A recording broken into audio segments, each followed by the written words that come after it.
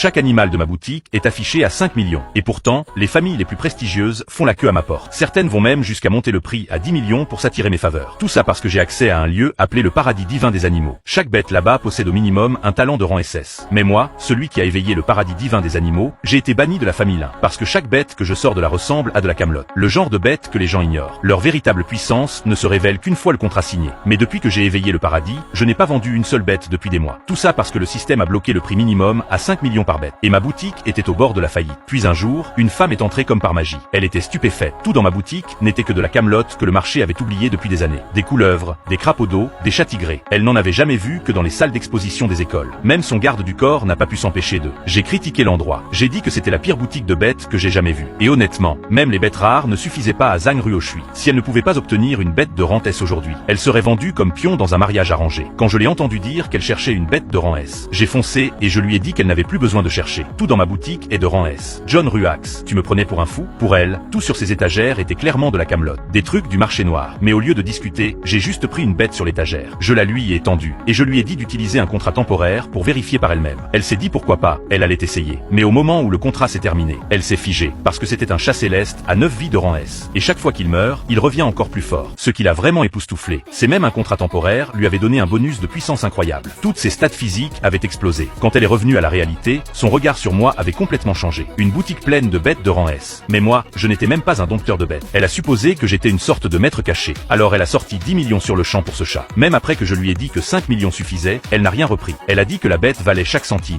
Son garde du corps est alors intervenu et a essayé de retenir John Grosswell. Il a dit qu'elle s'était fait arnaquer et qu'elle avait dépensé 10 millions pour une daube. Il a tendu la main pour attraper le chat et John Grosswell a littéralement explosé de puissance. Un seul contact et elle l'a envoyé voler à l'autre bout de la pièce. Mais ce qui a vraiment sidéré le garde du corps, ce n'était pas d'être projeté, c'était la puissance phénoménale de cette force. Bien au-delà de celle de n'importe quel dompteur de rang S, cela ne signifiait qu'une chose. La bête qu'elle venait de lier était forcément de rang S après Jun Rokshu quitta la boutique. Une fenêtre système s'ouvrit devant moi. Quête de débutant terminée. Récompense, votre bête exclusive de rang 3S. Juyan ressemblait à un singe, certes, mais je savais exactement ce que c'était, une ancienne bête mythique de destruction. Dès que j'eus terminé le contrat avec Juyan, je devins le premier dompteur de bêtes de rang 3S au monde. Et mon corps bénéficia d'une amélioration incroyable. Maintenant, il me fallait des ressources pour faire progresser Juyan. Même faire évoluer une bête de rang consomme une quantité astronomique de matériaux. Une bête de rang 3S, c'est astronomique. Contrairement à tous les autres qui s'épuisaient à chercher des ressources, je n'avais qu'à vendre des bêtes. Et le système offrait des matériaux d'évolution en récompense. Ma nouvelle mission, vendre plus de bêtes. Pendant ce temps, Zhang Ruoxia était impatient. Elle se dirigea directement vers l'arène d'entraînement dès sa sortie de la boutique. Le tournoi des bêtes était dans quelques jours. Elle devait s'entraîner avec le chat céleste aux 9 vies au plus vite. Remporter la première place lui permettrait de choisir sa bête. Son propre avenir. Plus de mariage forcé, mais dès qu'elle est arrivée pour s'échauffer, elle a trouvé l'arène déjà en train d'être démolie par un gosse de riche de la famille Zia. Et sa bête était l'araignée démoniaque lunaire, une des meilleures de rang S. On ne pouvait pas en acheter une pour 6 millions, même en essayant. Mais Zhang Ruxu n'a pas bronché. Elle a immédiatement invoqué son chat céleste aux 9 vies et a sauté sur scène. C'était sa chance de faire ses preuves. Le chat céleste aux 9 vies ne l'a pas déçu. Un seul coup, et l'araignée démoniaque lunaire était au sol. Les deux personnes sur scène étaient stupéfaites. Mais par chance, l'araignée démoniaque lunaire avait été traumatisée par le combat. Le seul remède à cet état était un crapaud spirituel de l'eau. Alors Chacha a cherché dans toutes les grandes familles de bêtes. Mais ces bêtes de bas étage avaient disparu du marché depuis des années. Même les grandes boutiques de bêtes ne pouvaient pas en obtenir une. Alors, dans un ultime effort, Lin Ruo a décidé de prendre Sacha et est venue jeter un œil à ma boutique. Et comme elle l'avait deviné, j'avais un crapaud esprit de l'eau. Il avait littéralement disparu du marché. Mais quand ils ont vu le prix, ils sont restés bouche bée. 5 millions pour un crapaud esprit de l'eau. Une variante mutante ne te coûterait que 100 000 $.